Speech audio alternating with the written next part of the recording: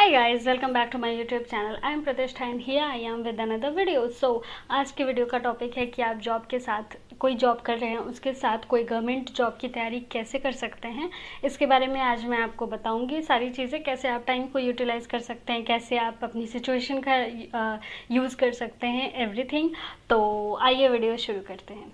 तो सबसे पहले तो बात है कि जॉब में आपको एवरीडे कुछ ना कुछ नया सीखना ही पड़ता है और कुछ ना कुछ टारगेट्स होते हैं, चाहे आप सरकारी में हो चाहे प्राइवेट में हो। ये सच बात है कि आपको नया नया कुछ ना कुछ सीखना पड़ेगा और नए नए टारगेट्स आपको पूरे करने पड़ेंगे, नए नए काम पूरे करने पड़ेंगे। तो वो ऑलरेडी बहुत टायरिंग होता है। उसके बाद आपकी किसी जॉब की प्रिपरेशन करना थोड़ा और टायरिंग होगा। इसके बावजूद मैं आपको ये कहूँगी कि आप अपनी सिचुएशन को ऑलवेज बेस्ट मानिए। जो भी आपकी सिचुएशन इस समय है, चाहे आप जॉब कर रहे हो चाहे नहीं कर रहे हो, कॉलेज जा रहे हो, स्कूल जा रहे हो, कुछ भी कर रहे हो, तो अपनी सिचुएशन को बेस्ट मानना चाहिए ऑलवेज, मतलब हमेशा।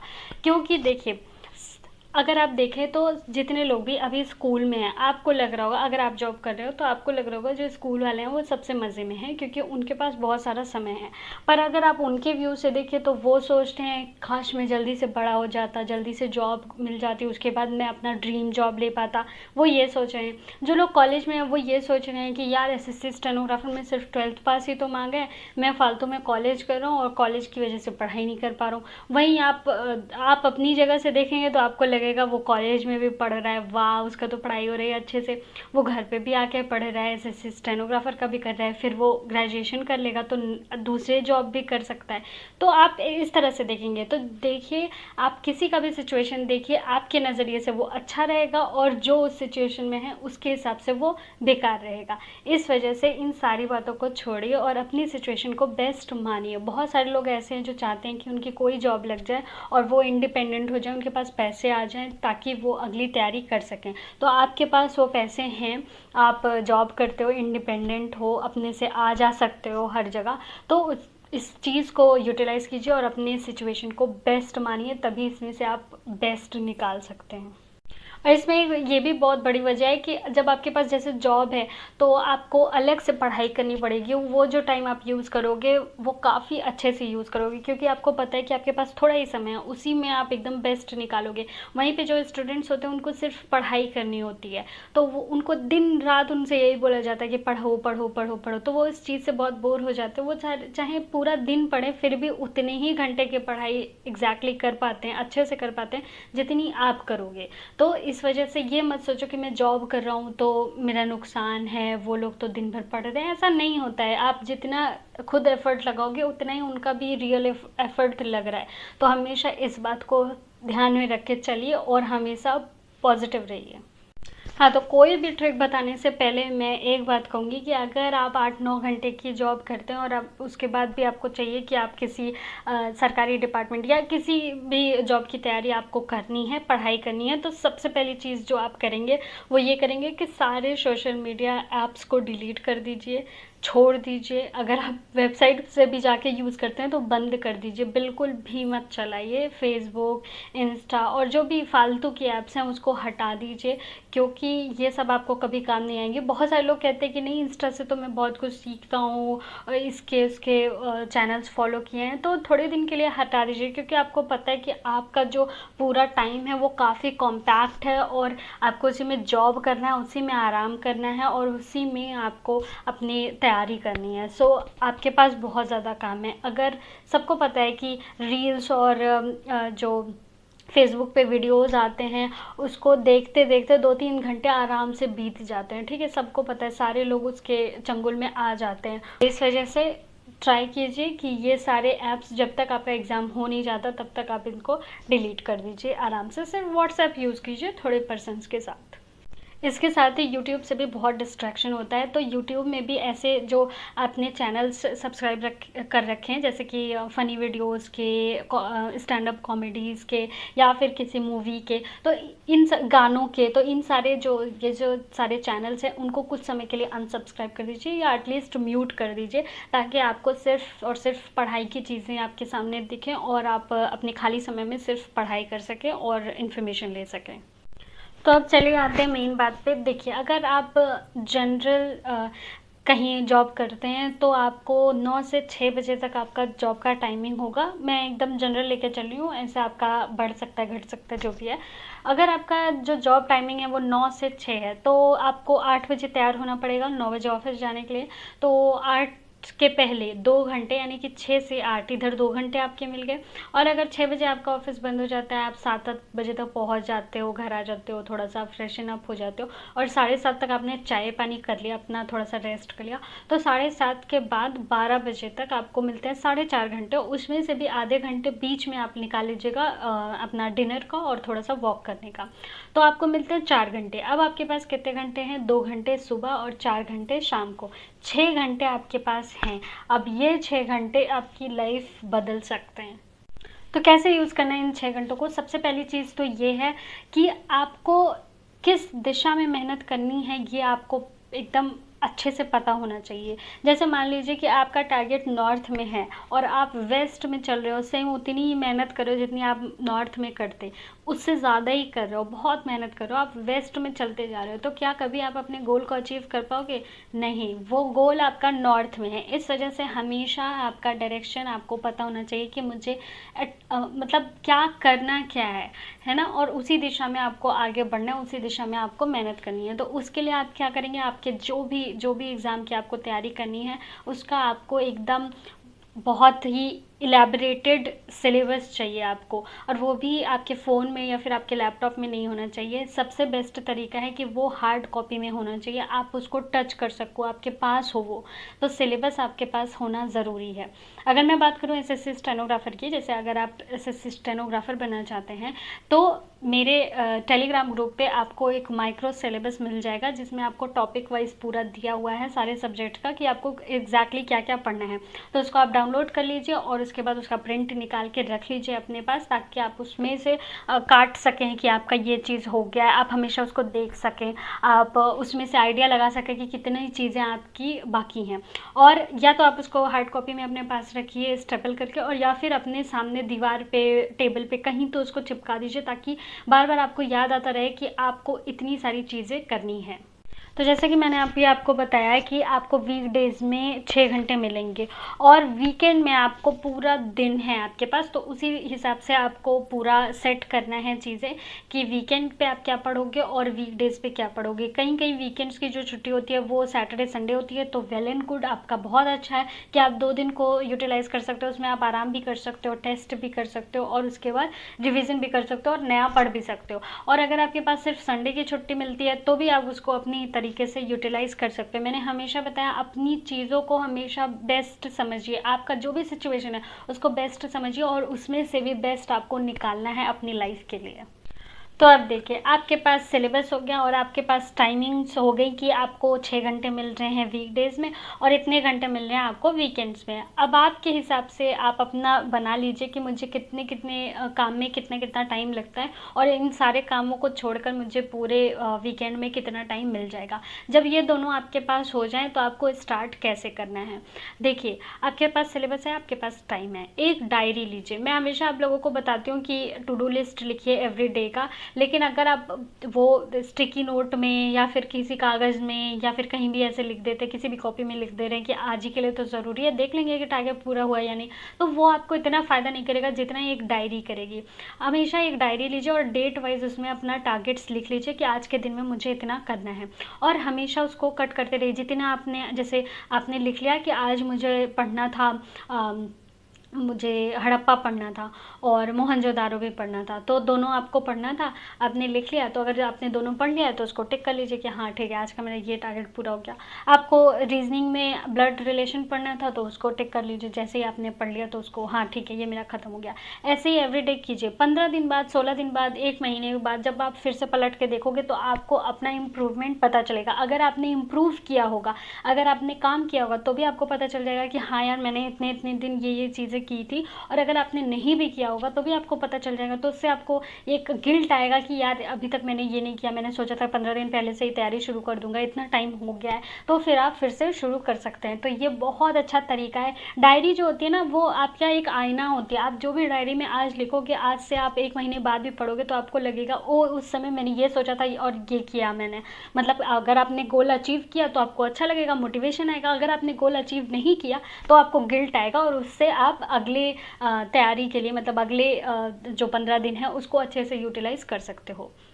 अब आपको डायरी आपने ले लिया, तो डायरी में आपको क्या लिखना है कि पहले आप अपना पूरा सिलेबस देखिए, फिर आप सोचिए कि आपका जो एग्ज़ाम ड्रीम जॉब है वो आपका एग्ज़ाम कब होने वाला है, आज से कितने महीने या कितने साल के बाद आपका एग्ज़ाम होगा। बहुत सारे लोग लंबा लंबा टारगेट बनाते हैं, तो अगर आप 1 साल की तैयारी कर रहे हैं तो 1 साल लिख लीजिए। अगर आपको 3-4 महीने में आपका एग्ज़ाम है तो उस हिसाब से लिख लीजिए, अपना सिलेबस देख लीजिए। अब आपको क्या करना है कि उस सिलेबस को बांटना है अलग अलग दिन में, अलग अलग वीक्स में, कि मैं इतने वीक में ये चीज़ें ख़त्म कर लूँगा। मतलब इस वीक में मेरी ये चीज़ें ख़त्म हो जाएंगी, अगले वीक में मेरी ये चीज़ें ख़त्म हो जाएंगी, इतने टॉपिक ख़त्म हो जाएंगे। तो आपको इसी वजह से मैंने कहा था कि जो सिलेबस है वो बहुत ही इलेबोरेटेड होना चाहिए। मतलब एक एक चीज़ें आपकी अलग अलग लिखी होनी चाहिए। ऐसा नहीं कि इतिहास का आपने सिलेबस लिखा, भारतीय इतिहास और विश्व का इतिहास, ये कोई सिलेबस नहीं होता है। सिलेबस मतलब आप विश्व के इतिहास में एक एक पॉइंट लिखो कि इटली का पुनर्जागरण, यहाँ का वहाँ का, सारी चीज़ें अलग से लिखो। ऐसे ही अगर इतिहास का है, भूगोल का है, अगर भारत का भूगोल है तो मानसून आप अलग से पढ़ोगे, दक्कन का पठार आप अलग से पढ़ोगे, पठार अलग से पढ़ोगे, और पर्वत अलग से पढ़ोगे। सारी चीज़ें आपको अलग अलग से लिखनी है ताकि आप एवरीडे का बना सको आराम से कि मुझे इस दिन में ये चीज़ें ख़त्म कर लेनी है।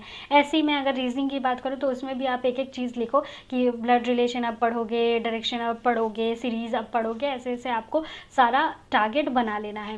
पहले एक बड़ा टारगेट बनाइए कि 3 महीने में मेरा इतनी चीज़ें ख़त्म हो जाएंगी। 3 महीने में हर महीने का बनाइए, यानी एक एक महीने का बनाइए, 3 पार्ट में उसको डिवाइड कीजिए। फिर एक एक महीने को दिन में डिवाइड कीजिए या वीक्स में डिवाइड कीजिए कि इस वीक में अगर मेरा इतना हो गया तो इस महीने में मैं इतना पढ़ लूँगा। और हाँ, बहुत सारे लोगों का ये कन्फ्यूज़न रहता है कि मतलब अभी 6 घंटे मिल रहे हैं तो उसको 1 घंटा इसको देंगे, वो 1 घंटा उसको देंगे, तो ऐसा नहीं करना है। आपको कभी भी टाइम को देख के अपना टाइम टेबल नहीं बनाना है। हमेशा टॉपिक वाइज टाइम टेबल बनाइए कि आज आप इतना टॉपिक ख़त्म कर लेंगे, यही होना चाहिए। ना कि ये कि मैं 6 घंटे पढ़ूंगा, मैं 6 घंटे पढ़ रहा हूँ तो हाँ बस उतना है। ऐसा नहीं करना है आपको। घंटे तो कोई भी निकाल सकता है। मैं एक बुक लेकर 6 घंटे बिता सकती हूँ, तो क्या उससे आपको फ़ायदा मिलेगा? नहीं। आपको टॉपिक देखना है कि एक टॉपिक मेरा ख़त्म हो जाना चाहिए। उस टॉपिक को ख़त्म करने में भले ही आपका थोड़ा सा लेट हो जाए सोने में, या फिर हो सकता है जल्दी ही ख़त्म हो गया तो आप और आराम कर सकते हो। तो इस हिसाब से अपना टॉपिक डिवाइड कीजिए। और सबसे मेन बात जो है जॉब के साथ तैयारी की, ये है कि बहुत जल्दी लोग गिव अप कर देते हैं क्योंकि बहुत टायरिंग होता है। ऑब्वियसली मैंने सबसे पहले ये बताया कि टायरिंग होगा, ये सही बात है, फिर भी आपको इसमें से अपना जो बेस्ट है वो निकालना है। तो ये बात हमेशा ध्यान रखिए कि आपको चीज़ें छोड़नी नहीं है। आप भले ही 6 घंटे पूरे नहीं पढ़ पाइए एवरीडे, आप सिर्फ 4 ही घंटे पढ़ो, आप 3 ही घंटे पढ़ो, पर वो कॉन्टीन्यूस होना चाहिए। कॉन्टीन्यूटी इसमें सबसे ज़्यादा ज़रूरी है। अगर कॉन्टीन्यूस नहीं है तो आपकी सारी तैयारी बेकार है, बिल्कुल बेकार है, आप कुछ नहीं कर पाओगे। तो हमेशा ये ध्यान रखो। हमें कभी भी ये मत सोचो कि मैं तो जॉब करता हूँ तो मैं वीकेंड्स पे पढ़ूंगा सिर्फ। अगर आप सिर्फ वीकेंड्स पे पढ़ते हो तो आपका ना तो कोर्स कभी कंप्लीट होगा, और ना ही आपका ये कंटिन्यूटी की वजह से ना ही आपको कभी कुछ याद रहेगा। तो आपने जितना भी पिछले वीक में पढ़ा था उसका कोई यूज़ आपको होने वाला नहीं है। कभी भी ऐसा टारगेट्स मत बनाइए। आप चाहे 2 घंटे पढ़िए, पर एवरी डे का टारगेट आपको बनाना है और उसको कंप्लीट करना है, चाहे जैसे। नेक्स्ट जो पॉइंट है वो है मोटिवेशन। हमेशा अपना मोटिवेशन ढूंढिए। किसी भी चीज़ में अपना मोटिवेशन आपको ढूंढना पड़ेगा, क्योंकि आपका जॉब है, पहले से ही वो टायरिंग है, उसके बाद आपको जॉब की तैयारी करनी है, अगले जॉब की तैयारी करनी है। वो चीज़ें आप कुछ दिन में एकदम टायर्ड होके, एग्जॉस्ट होके छोड़ दोगे। इसकी वजह से आपको अपना एक मोटिवेशन हमेशा रखना है। वो कुछ भी हो सकता है कि आप एवरीडे आपको नए नए वीडियोस देखने पड़ते हो मोटिवेशन गेन करने के लिए, वो ही करो। लेकिन ये नहीं कि मतलब पूरा 2-3 घंटे तक आप मोटिवेशन वीडियो ही देख रहे हो। आप 3-4 मिनट का कोई मोटिवेशनल वीडियो देख लिया, ठीक है। या फिर आप कोई एक स्टैटिक मोटिवेशन बना लो कि मुझे अपनी लाइफ को इस तरह से चेंज करना है, ये करना है, और उसी हिसाब से आप अपना पढ़ाई शुरू कर दो। या फिर जो भी आपका स्टैटिक मोटिवेशन है वो लिख लो कि अपने टेबल पे या फिर अपने सामने की दीवार पे लिख लो कि मुझे ये चीज़ अचीव करनी है। तो उससे अगर आपको मोटिवेशन मिलता है तो बहुत अच्छी बात है।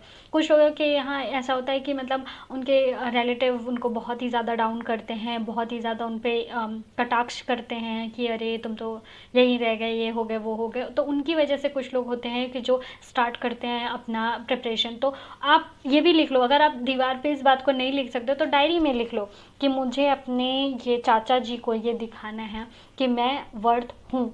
तो जो भी आपका मोटिवेशन हो, छोटी से छोटी चीज़ हो सकती है, बड़ी सी बड़ी चीज़ हो सकती है, कोई गाड़ी हो सकती है जो आपको लेनी हो, कोई घर हो सकता है, लेकिन एक मोटिवेशन आपके पास होना ही चाहिए। बिना मोटिवेशन के पढ़ना बहुत ही ज़्यादा मुश्किल होता है। तो यस, कोई बुरी बात नहीं अगर आपको एवरीडे मोटिवेशन गेन करना पड़े या फिर वीकली आपको मोटिवेशन गेन करना पड़े, करो, ठीक है। सबके लिए मुश्किल होता है, मुश्किल होगा, पर जहाँ से भी मोटिवेशन मिल रहा है खींचो, लो, उसे बनाओ, स्टैटिक मोटिवेशन बनाओ, एक लाइन का बनाओ, एक पर्सन को बना लो कि ठीक है इसको मुझे दिखाना ही है कि मैं, देखो मैं ये हूँ, ठीक है। तो उस हिसाब से मोटिवेशन बहुत ज़रूरी है, उसको ज़रूर और ज़रूर ले लीजिए, सोच लीजिए कि क्या होगा आपका मोटिवेशन। तो अब मान लीजिए आपको एसएससी स्टेनोग्राफर ही बनना है, आप कोई प्राइवेट जॉब करते हो या सरकारी जॉब करते हो पर आपको एसएससी स्टेनोग्राफर करना है, तो आप क्या करोगे। बहुत सारे लोगों का ये क्वेश्चन रहता है कि 3 इसमें सब्जेक्ट पूछे जाते हैं तो क्या तीनों साथ में लेकर चलें या फिर एक एक दिन का करें या फिर पहले रीजनिंग कर ले फिर इंग्लिश और फिर जीएस करें। तो ऐसी गलती कभी भी मत कीजिएगा, हमेशा एवरीडे तीनों सब्जेक्ट लेकर चलिए, यही बेस्ट तरीका है तैयारी करने का। और अगर आप एक ही दिन में सारा कुछ नहीं पढ़ पा रहे तो डोंट वरी, आप एक दिन रीजनिंग पढ़ लो, अगले दिन इंग्लिश पढ़ लो और अगले दिन जीएस पढ़ लो, पूरा दिन जो भी आपका समय है तो ये करिए। फिर अगले दिन आपको रीजनिंग पढ़ना है, तो ऐसा मत कीजिएगा कि पहले पूरा रीजनिंग ख़त्म करेंगे फिर पूरी इंग्लिश ख़त्म करेंगे और फिर पूरा जीएस ख़त्म करेंगे। ऐसे आपका सिलेबस कभी भी ख़त्म नहीं हो पाएगा। और दूसरी बात, ऐसे आप जो रीजनिंग में आपने आज पढ़ा है और उसके बाद आप इंग्लिश पढ़ने लगे तो रीजनिंग का सारा भूल जाएगा, उसके बाद आप जीएस पढ़ने लगे तो इंग्लिश और रीजनिंग भी सारा ही भूल जाएगा, तो आपको कुछ भी याद नहीं रहेगा, रिविज़न नहीं हो पाएगा और आपका सारा समय जो है वो वेस्ट चला जाएगा। तो आप देखिए, मैंने बताया कि आपके पास 6 घंटे के करीब हैं एवरीडे और फिर वीकडेज़ में, आपके वीकेंड में आपके पास पूरा पूरा दिन है। तो आप इसको कैसे एसएससी स्टेनोग्राफर की तैयारी के लिए कैसे यूज़ कर सकते हैं। जो सुबह के आपके 2 घंटे हैं उसमें आपको वोकैब याद करनी चाहिए और इंग्लिश ही पढ़ना चाहिए। मतलब 1 घंटा आप वोकैब याद कर लो और दूसरे घंटे में आप इंग्लिश पढ़ लो, क्योंकि इंग्लिश थोड़ा सा लाइट सब्जेक्ट होता है, भले ही आपको वो थोड़ा सा टफ़ लगता हो, बहुत सारे लोगों को इंग्लिश टफ़ लगती है, लेकिन आप उस सुबह में रीजनिंग सॉल्व करोगे तो आपका कोई मतलब यूज़ नहीं होगा, उस बैठ के रीजनिंग सॉल्व करना बिल्कुल बेकार है मॉर्निंग में। और अगर आप जीएस पढ़ने की कोशिश करते हो तो जीएस थोड़ा सा बोरिंग होता है, सबको ही लगता है, तो इस वजह से इंग्लिश आप शुरू कर सकते हो, जिसमें ना तो बिल्कुल रटना होता है और ना ही बिल्कुल दिमाग लगाना होता है, मतलब हल्का दिमाग लगाना होता है, हल्की तैयारी, मतलब हल्का लर्न करना होता है, तो वो बेस्ट है सुबह के समय पढ़ने के लिए। तो फर्स्ट 2 आवर्स में आप ये कर सकते हो कि वोकैब याद करो और अपना इंग्लिश का कोई भी टॉपिक ले लो और उसको पढ़ो, पार्ट्स ऑफ स्पीच से स्टार्ट करो और उसको मतलब एक एक करके नाउन प्रोनाउन वर्ब ऐसे पढ़ाई करो।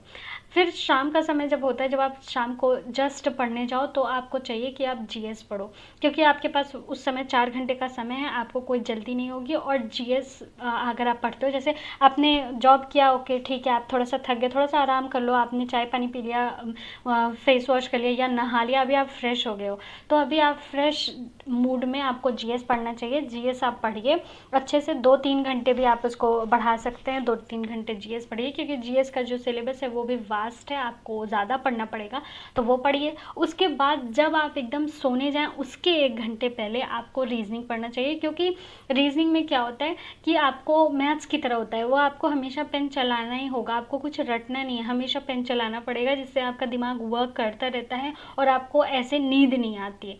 मतलब ऐसा नहीं होगा कि आप जीएस जैसे पढ़ रहे हैं तो उसमें रटना होता है, आप रटते रटते सो जाएंगे, वैसे ही आप थके हुए हो, तो एकदम जब लास्ट में आप सोने जा रहे हैं उससे 1 घंटा पहले आपको हमेशा रीजनिंग या मैथ्स ही पढ़ना चाहिए, तो उस समय आप रीजनिंग रख सकते हैं। तो ये आपका होगा वीकडेज़ में, यही आपका शेड्यूल होना चाहिए, इसी तरीके से होना चाहिए। टॉपिक लिखिए, डायरी में लिखिए और एक एक टॉपिक को कंप्लीट कीजिए और डायरी में काटते जाइए डेट के हिसाब से कि हाँ आज के डेट में मैंने इतना कर लिया है। अब वीकेंड में आप क्या करेंगे? वीकेंड में आपको कई सारी चीज़ें करनी है। आपको करना है पहले, सबसे पहले रिविज़न, जो भी आपने वीक में पूरा पढ़ा है सबका रिविज़न कीजिए। वो चाहे रीजनिंग हो उसके भी कुछ क्वेश्चन लगाइए, जो भी टॉपिक आपने पढ़ लिया है। इंग्लिश में जो भी टॉपिक आपने पढ़ा है उसका रिविज़न कीजिए, उसकी प्रैक्टिस कीजिए। और जीएस का भी जितना टॉपिक आपने पढ़ा है उसका पूरा रिवीजन कीजिए। ओके। दूसरी चीज़ आपको करनी है टेस्ट सीरीज़, मतलब इतना ज़्यादा इम्पॉर्टेंट और इतनी अच्छी चीज़ है। आप कोई भी एग्ज़ाम की तैयारी कर रहे हो, आप यूपीएससी कर रहे हो, पीसीएस कर रहे हो, आप स्टेनोग्राफर कर रहे हो, आप सीजीएल कर रहे हो, कोई भी आप एग्ज़ाम कर रहे हो, आपको टेस्ट सीरीज़ करना ही है। टेस्ट सीरीज़ के बिना आजकल बहुत एकदम इम्पॉसिबल हो गया है एग्ज़ाम को क्रैक करना। और मैं तो कहूँगी टेस्ट सीरीज़ तो मुझे दुनिया का सबसे अच्छा आविष्कार लगता है। इतना अच्छा है क्योंकि जब हम लोग तैयारी करते थे तो टेस्ट सीरीज़ जैसा कुछ नहीं था, ठीक है। और हम लोगों को प्रीवियस ईयर से करना पड़ता था और अदरवाइज़ प्रैक्टिस सेट था जिसमें आप 2 घंटा खुद से लो और खुद में आप में डिसिप्लिन होना चाहिए कि 2 घंटा मैं बैठूंगा और करूँगा, ऐसे करके वो प्रैक्टिस सेट में होता था। उसके बाद चलो ठीक है, उस समय ऑफलाइन पेपर होते थे तो प्रैक्टिस सेट से काम चल जाता था क्योंकि वो भी ऑफलाइन होता था, वो भी बुक होती थी हार्ड कॉपी में। पर अब ऑनलाइन टेस्ट हो गए हैं तो प्रैक्टिस सेट से आपका काम नहीं चलेगा। आपको भी चाहिए कि ऑनलाइन आपको कुछ ऐसा बिल्कुल एग्ज़ाम जैसा एनवायरनमेंट दे सके, तो वो टेस्ट सीरीज़ से बेस्ट कुछ भी नहीं है, ठीक है। तो आपको टेस्ट सीरीज़ करनी है। टेस्ट सीरीज़ मैंने कई बार बताया आपको, टेक्स्ट बुक की टेस्ट सीरीज़ आप ले सकते हैं। अभी भी उसका प्राइस 299 है और वो ईयरली है, मतलब एक ईयर के लिए है 299 रुपीज़। बहुत ही सस्ता है, बहुत ही अच्छा है, जिसमें 61 प्लस स्टेनो के ही पेपर हैं जो आप कर सकते हैं और 300 से ज़्यादा एग्ज़ाम्स के अलग 16,000 से ज़्यादा मतलब उसके और भी टेस्ट हैं। तो आप आराम से सोचिए, एक ही आपको 299 में कितनी सारी चीज़ें मिल जा रही हैं। और ऐसा नहीं है कि आप इस स्टेनोग्राफर के लिए ख़रीदोगे तो सिर्फ स्टेनोग्राफर का मिलेगा, आपको सारे एग्ज़ाम का एक ही बार में मिल जाता है। मतलब आप कुछ भी देख सकते हो, कुछ भी टेस्ट दे सकते हो। ओके। और इस पर भी एक्स्ट्रा ऑफर आपको मिल जाएगा अगर आप इस कोड को यूज़ करते हो स्टेनो 10, तो आपको 30 रुपीज़ और एक्स्ट्रा ऑफ मिल जाएगा। तो बहुत ही अच्छा है और अभी के अभी परचेज़ कर लीजिए ताकि बाद में आपको ये ज़्यादा प्राइस ना देना पड़े इसी चीज़ के लिए। ओके। तो अब आपको आई थिंक पता चल गया होगा कि एग्जैक्टली आपको क्या क्या करना है। आपको अपना समय बांटना है अपने ऑफिस के हिसाब से। आपका ऑफिस हो गया, उसके बाद इधर 1 घंटा ले लीजिए, उधर 1 घंटा ले लीजिए फ्रेशन अप होने का या तैयार होने का। उसकी सुबह आप मतलब 6 बजे उठ जाइए, 12 बजे सोइए, 6 बजे उठिए। आपका जो 6 घंटे की नींद है काफ़ी है, आराम से आपकी नींद पूरी हो जाएगी। अगर आपकी 7-8 घंटे की भी नींद है तो उसको 6 में करने की कोशिश कीजिए क्योंकि आपको 2 काम करने हैं, आपको जॉब भी करना है और उसके बाद तैयारी भी करनी है, तो थोड़ा सा समय आपको लेना पड़ेगा। दूसरी चीज़, सुबह के समय आप इंग्लिश पढ़ सकते हैं, बहुत ही अच्छा सब्जेक्ट है और आसानी से आपको पढ़ने में भी आसानी होगी। और इंग्लिश में सबसे ज़रूरी जो होता है वो वोकैब सेक्शन होता है और काफ़ी टफ भी होता है, बहुत लोगों से तैयार नहीं होता है। तो इस वजह से आप शुरू के 1 घंटे में वोकैब एकदम सुबह सुबह अच्छे से तैयार कर सकते हैं, अच्छे से तैयार हो जाएगा। उसके बाद अपना जॉब कीजिए। जॉब के समय को भी आप यूज़ कर सकते हैं, जैसे मैंने टेस्ट सीरीज़ बताया कि आप ले सकते हैं, तो उसमें साइड में बहुत सारे क्विज़र्स भी होते हैं। जब आपको जॉब में कुछ काम ना हो या आप ऐसे ही बैठे हों, आपका काम ख़त्म हो गया हो, तो उस समय आप अपने कंप्यूटर पे क्विज़र्स सॉल्व कर सकते हैं जिसमें हर सब्जेक्ट के 5-6 क्वेश्चंस आते रहते हैं। तो आप 5-6 क्वेश्चन सॉल्व करो, देखो आपसे हो पा रहा है या नहीं हो पा रहा है। और टॉपिक वाइज भी आते हैं, जैसे कि किसी दिन जो एरर का पार्ट आ गया तो उसमें एरर आपको ढूंढना पड़ेगा इंग्लिश में, तो 5-6 क्वेश्चन रहेंगे, आप आराम से कुछ समय में, कुछ सेकेंड्स में, कुछ मिनट्स में कर सकते हो। फिर आप अपना ट्रैवल टाइम भी यूज़ कर सकते हो। अगर आप कैब से जाते हो, ऑटो से जाते हो, तो उस समय आप करंट अफेयर का कोई वीडियो देख सकते हो या फिर आप न्यूज़पेपर पढ़ सकते हो। अगर आप न्यूज़पेपर पढ़ते हो तो ऑटो में जा रहे हो आप तो न्यूज़पेपर पढ़ लो, जितना भी आपको समय लगता है पहुंचने में। तो जो भी आपका ट्रैवल टाइम है उसको भी यूज़ कर सकते हो। और अगर आप लंच के बाद थोड़ा सा इधर उधर बातचीत करते हो तो उसको थोड़ा सा कम कर दो और लंच टाइम को भी आप यूज़ कर सकते हो, जितना भी आपको टाइम मिलता है। तो इस हिसाब से अपना ऑफिस टाइम भी यूज़ कीजिए। उसके बाद आप घर आते हैं तो थोड़ा सा आराम कीजिए, फिर से स्टार्ट कर दीजिए 7:30 बजे से, फिर से स्टार्ट कर दीजिए अपनी पढ़ाई। बीच में जब भी आप खाना खाते हो, 9 बजे 10 बजे जब भी आप खाना खाते हो, आधे घंटे का ब्रेक ले लीजिए, डिनर कीजिए और वॉक कीजिए। पर 12 बजे तक आपको पढ़ना है, यानी कि पूरा मिला के 4 घंटा आपको पढ़ना है। और घंटे तो मैंने आपको बता दिया, फिर भी आपको घंटों के हिसाब से नहीं पढ़ना है कि आप घंटे गिन के पढ़ रहे हैं। ठीक है, मैंने 2 घंटे उधर पढ़ लिए, भले ही कुछ याद नहीं हुआ, और इधर भी मैंने 4 घंटे पढ़ लिए, भले ही वैसे ही कुछ भी पढ़ रहा था, मतलब कुछ भी अपने इंटरेस्ट का पढ़ रहा था, कोई मतलब नहीं है। इससे आपका कभी भी कुछ भी क्लियर नहीं होगा। आप हमेशा टारगेटेड स्टडी रखिए। आप लोग जॉब करते हैं, काफ़ी मैच्योर है, मुझे बार बार बच्चों की तरह समझाने की ज़रूरत नहीं है आपको कि आपको किस तरह से उसको लेकर चलना है। हमेशा टारगेट बनाइए, उसको कंप्लीट करने की कोशिश कीजिए 1 दिन के अंदर। चाहे आपको ऑफिस का भी थोड़ा समय अगर मिलता है तो उसको भी यूज़ करने की कोशिश कीजिए। फिर आपका वीकेंड आएगा, वीकेंड में आपको सबसे पहले रिवीजन को टाइम देना है। शुरू से ही सुबह से उठ के आप रिवीजन कीजिए। उसके नेक्स्ट आप कीजिए टेस्ट सीरीज़। जब ये दोनों आपका हो जाए उसके बाद आप एक्स्ट्रा कुछ भी पढ़ सकते हैं। तो ये दोनों बहुत बहुत ज़्यादा ज़रूरी है। आई होप कि आपको कुछ तो कुछ हेल्प हुई होगी, मोटिवेशन मिला होगा फिर से पढ़ने का, तैयारी करने का और कुछ अचीव करने का। तो अगर मिला है तो कमेंट सेक्शन में बताइए, और मिलते हैं नेक्स्ट वीडियो में। तब तक के लिए नमस्कार।